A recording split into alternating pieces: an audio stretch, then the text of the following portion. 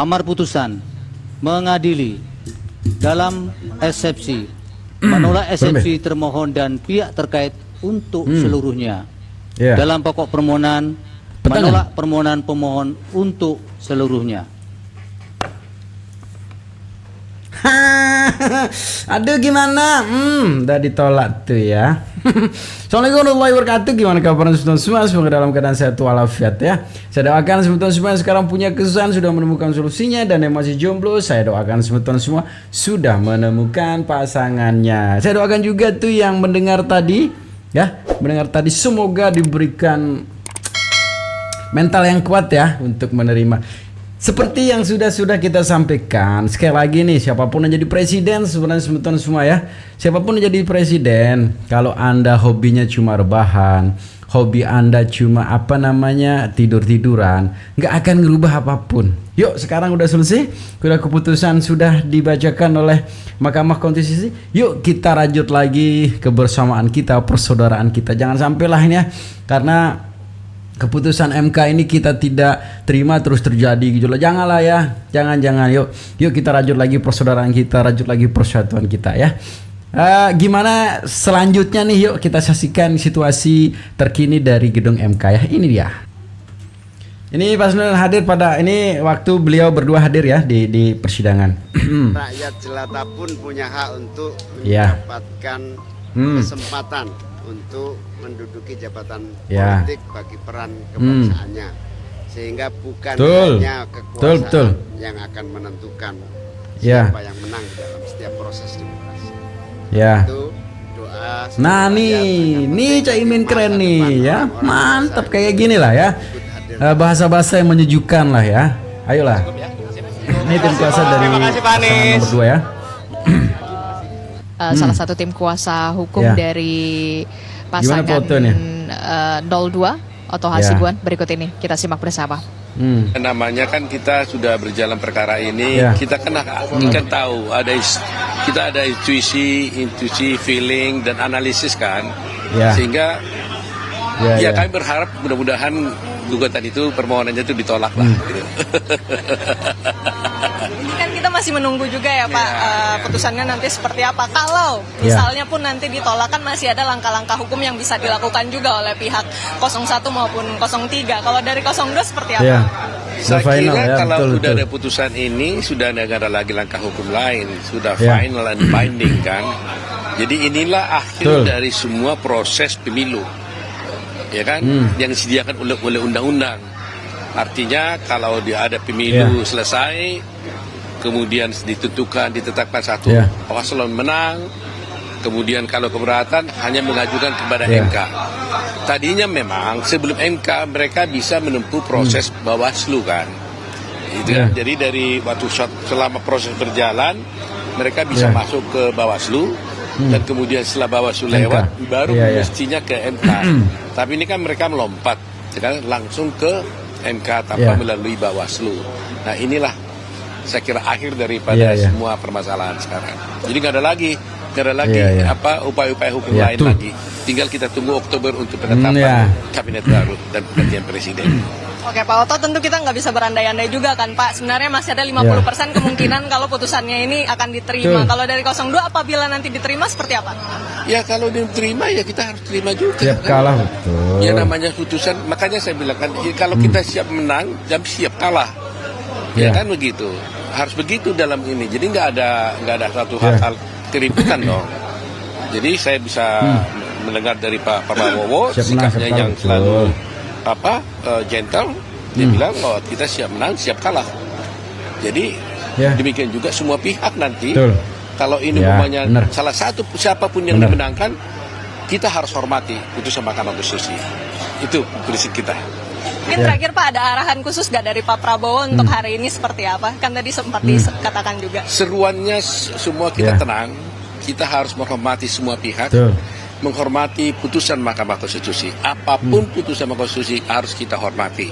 Itu sebabnya kalau dengar kemarin beliau menghimbau agar jangan sampai ada relawan-relawan pendukung Prabowo itu ikut di jalan, walaupun mungkin itu hanya menunjukkan kegembiraannya. Tapi kan kalau itu dibiarkan bisa berpotensi negatif kan, padahal waktu masuknya baik.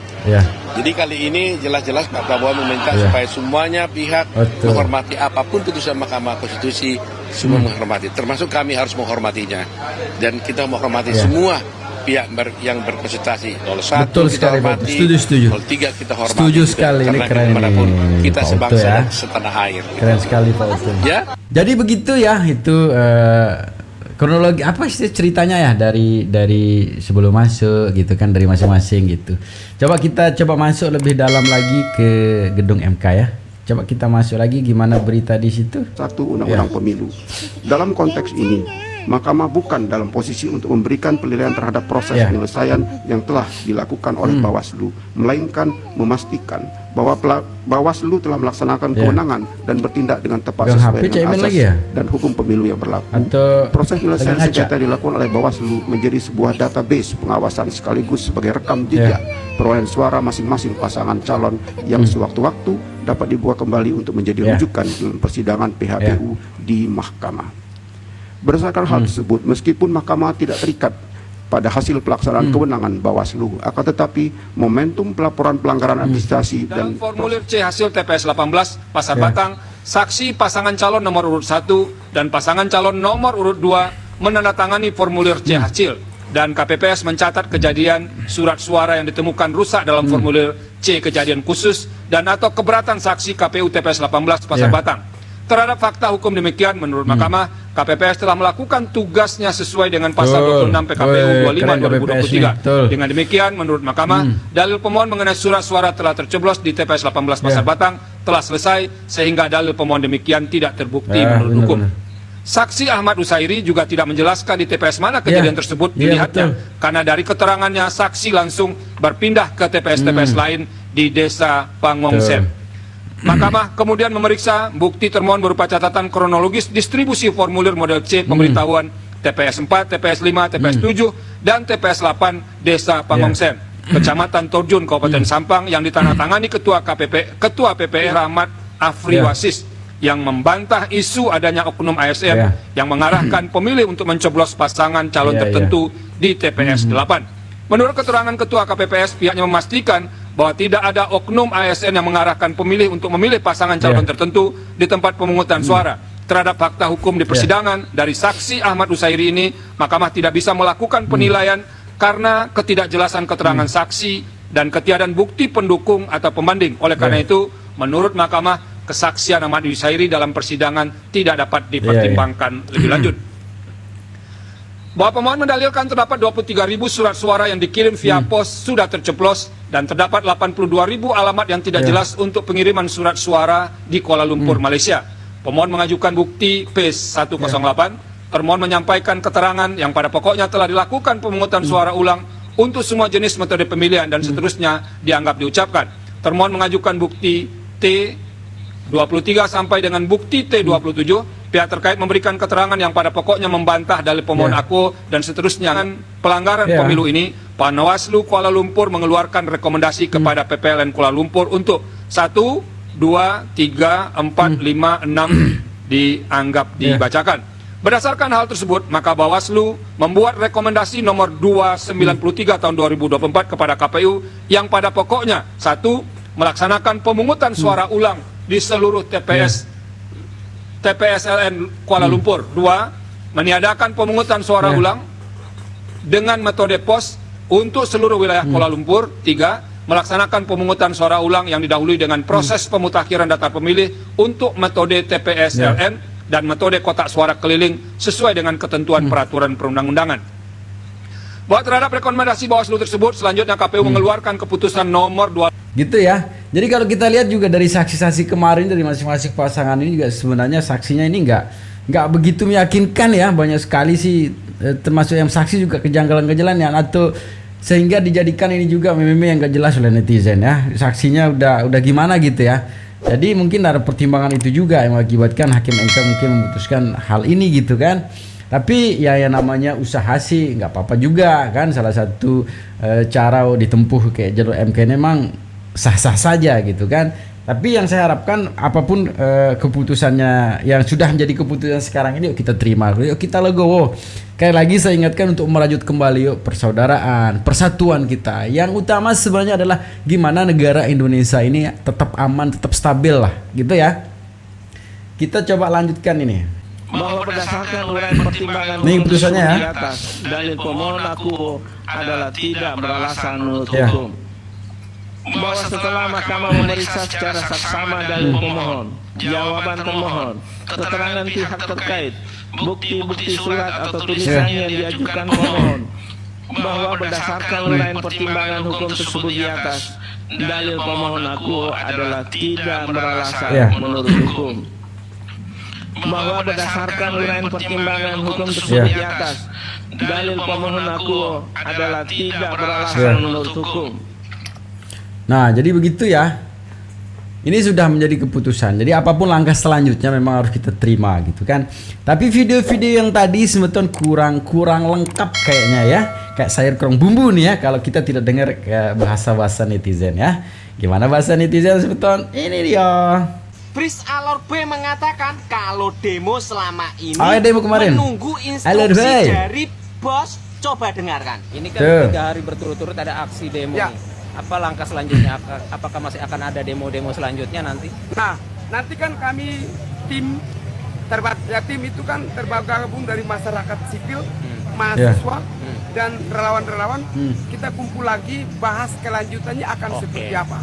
Kalau memang ada instruksi bahwa turun, oke kita turun. Kalau menerima ya udah stop. Jadi tergantung nanti itu hal kita bahas lebih detail. Ada yang instruksikan ternyata.